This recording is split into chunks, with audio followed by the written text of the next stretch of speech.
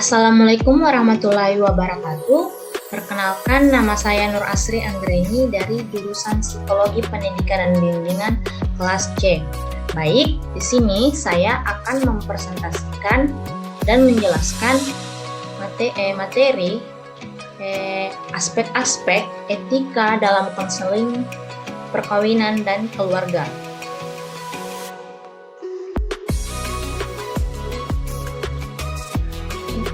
Yang pertama, konseling bukanlah aktivitas yang netral atau bebas nilai, melainkan sebuah aktivitas profesional yang syarat nilai dan berorientasi pada hal yang dianggap baik, cara-cara yang dianggap baik dan seharusnya dilakukan oleh konselor untuk mencapai sesuatu yang baik itu. Nilai-nilai merupakan inti dari hubungan konseling dan tujuan konseling, baik hubungan konselor klien dalam konseling untuk menangani masalah maupun untuk memodifikasi perilaku diikat oleh sistem nilai Bergin 1990. Selain syarat-syarat nilai, konseling juga merupakan profesi yang rumit dan multisegi. Karena itu konselor berkewajiban untuk berpegang pada kode etik dan kode hukum eksternal. Konselor yang tidak memahami nilai-nilai etik dan tanggung jawab legal mereka, serta nilai-nilai etik dan tanggung jawab legal klien, dapat menyebabkan kerugian dari niat baik mereka. Gading 2012. Dengan demikian, sangat penting bagi konselor untuk lebih memahami diri sendiri selain etik dan hukum yang berkaitan dengan profesi konseling. B. Etika, moralitas, dan hukum. Yang pertama, etika. Secara umum, etika mencakup pembuatan keputusan yang bersifat moral tentang manusia dan interaksinya. Dalam kehidupan masyarakat, etika sering juga disebut moralitas, dan dalam beberapa kasus, kedua istilah ini saling tumpang tindih. Etika bersifat normatif dan berfokus pada prinsip-prinsip dan standar yang mengatur hubungan antara individu seperti hubungan antara konselor dan klien.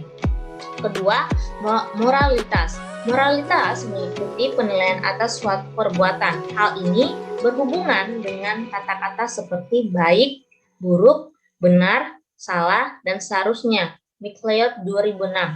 Konselor yang memiliki moral dan memahami asumsi moral tentang sifat manusia secara eksplisit dan implisit akan mempertanyakan apakah manusia itu, bagaimana seharusnya manusia itu. Christopher 1996. Ketiga, hukum. Hukum merupakan penyusunan yang akurat dari standar pemerintah yang dibuat untuk menjamin keadilan legal dan moral seseorang. Hukum juga merupakan peraturan, keputusan, pengadilan, dan tradisi. Hukum tidak mendikte etika tentang apa yang pantas untuk situasi tertentu, tetapi apa yang legal dalam situasi tersebut.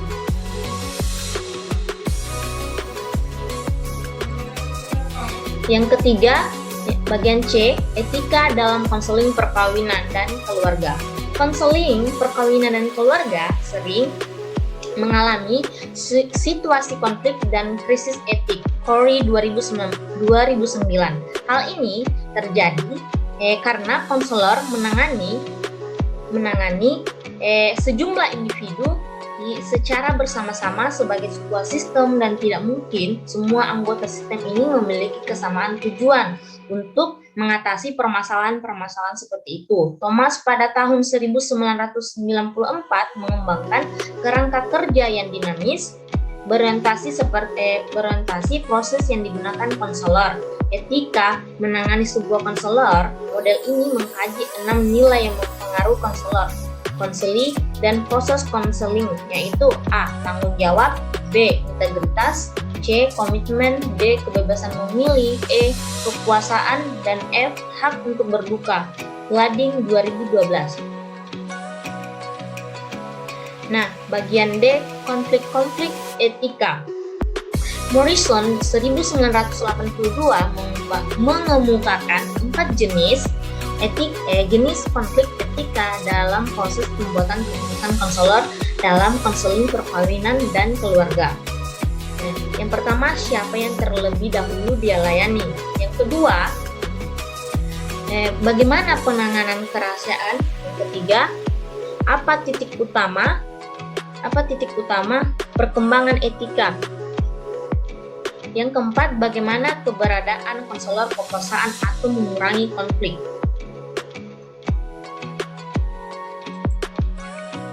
Kode etik profesional. Ada beberapa kode pengarahan perilaku konselor dalam melakukan layanan konseling perkawinan dan keluarga. Beberapa di antaranya adalah sebagai berikut.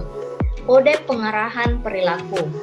Yang pertama, ada beberapa kode pengarahan perilaku konselor dalam melakukan layanan konseling perkawinan dan keluarga. Beberapa di antaranya adalah sebagai berikut. A. Konselor memberikan layanan secara profesional kepada semua orang tanpa memandang suku, agama, jenis kelamin, perbedaan politik, status sosial, ekonomi, atau gaya hidup. B. Konselor tidak boleh memanfaatkan hubungan konseling mereka untuk kepentingan pribadi, agama, politik, dan bisnis, dan lain-lain. Hubungan antara konselor dan klien. Ada beberapa pengarahan hubungan konselor dengan klien dalam konseling perkawinan dan keluarga. Di antaranya yaitu A. Seseorang konselor harus berhati-hati memberikan dukungan yang wajar dan penghargaan dalam tahap prognosis, dan konselor tidak boleh melebih-lebihkan kemajuan layanannya. Dan bagian B, konselor harus mementingkan pemahaman yang jelas tentang keuangan bersama klien. Pembayaran hendaknya diatur di awal hubungan terapeutik.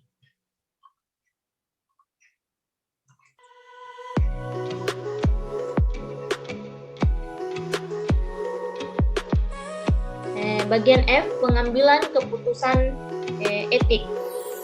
Pengambilan keputusan etik dalam layanan konseling perkawinan dan keluarga tidak selamanya mudah dilakukan, tetapi hal ini merupakan bagian dari tugas konselor perkawinan dan keluarga. Untuk ini dibutuhkan kualitas kepribadian konselor seperti karakter, integritas, dan keberanian moral. Selain pengetahuan, sebagian konselor perkawinan dan keluarga melakukan layanan konseling dengan standar etik pribadi yang dikembangkan sendiri tanpa berpegang pada batasan etik yang dibuat oleh asosiasi konseling profesional. Semua itu biasanya berjalan dengan baik sampai pada akhirnya berhadapan dengan sebuah dilema yang solusinya tidak jelas atau kelihatannya tidak ada solusi terbaik.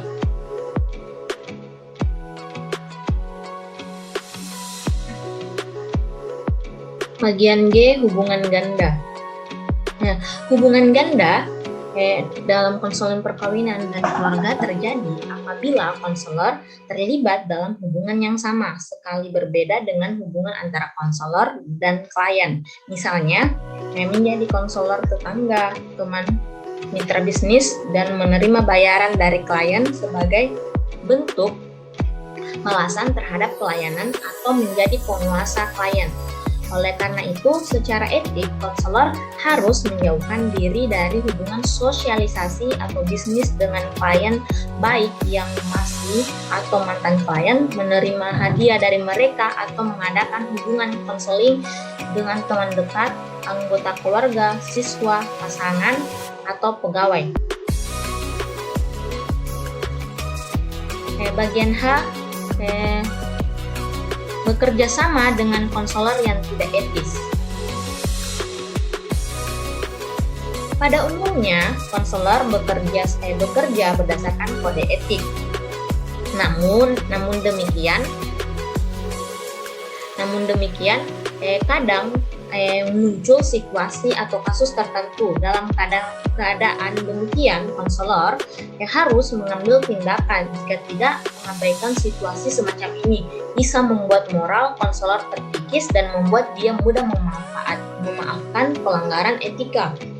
Beberapa tindakan mungkin diambil adalah pengaduan pelanggaran etik, ke organisasi profesi dan atau lembaga hukum lain yang terkait. Keluhan dapat juga disampaikan baik oleh profesional yang mempertanyakan rekan kerjanya maupun klien yang merasa diperlakukan kurang etis. Bagian I, hak-hak klien dan rekaman. Ada dua bentuk hak klien yang tersirat implisit dan yang tersurat eksplisit. Hansen 1986. Kedua hak tersebut berhubungan dengan proses counseling. Yang pertama, hak klien yang tersirat berhubungan dengan substansi keadilan perlakuan. Yang kedua, hak eksplisit berfokus pada proses keadilan perlakuan yang terkait dengan langkah-langkah yang diperlukan untuk memulai atau menuntaskan sebuah tindakan ketika aturan yang jelas dilanggar.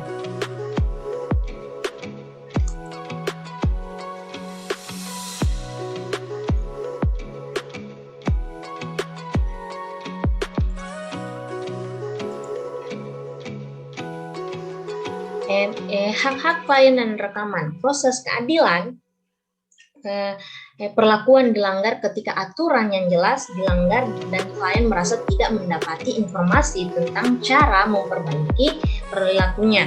Seorang klien berhak untuk mengetahui bentuk perlindungan apa yang dia miliki ketika salah satu dari dua hak utama tersebut dilanggar.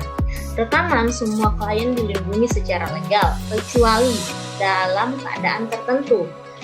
Pada sebagian besar kasus, konselor secara legal diharuskan melindungi semua kliennya tanpa terkecuali dengan menyimpan rekaman tersebut baik-baik terpisah dari rekaman data lain dan tidak memberikan informasi tentang klien tanpa surat izin. Glading 2012.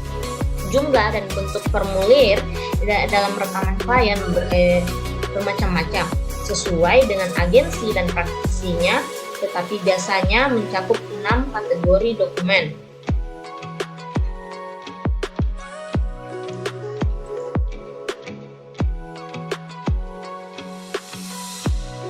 Bagian J, cara meminimalisir risiko.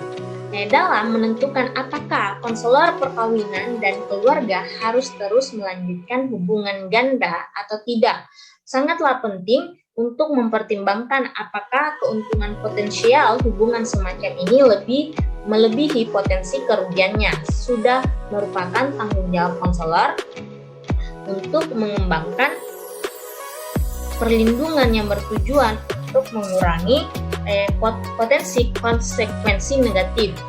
Corey 2005 untuk mengidentifikasi petunjuk-petunjuk berikut. Yang pertama, menetapkan batasan yang sehat di awal hubungan terapeutik.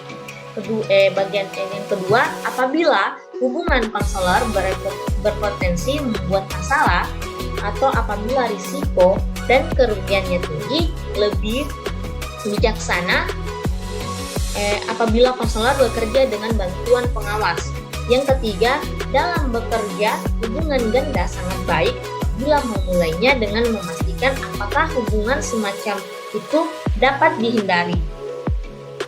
Yang keempat, salah satu cara mengatasi kemungkinan risiko pekerjaan sebagai konselor adalah dengan mengadopsi kebijakan dan menghindari total hubungan ganda.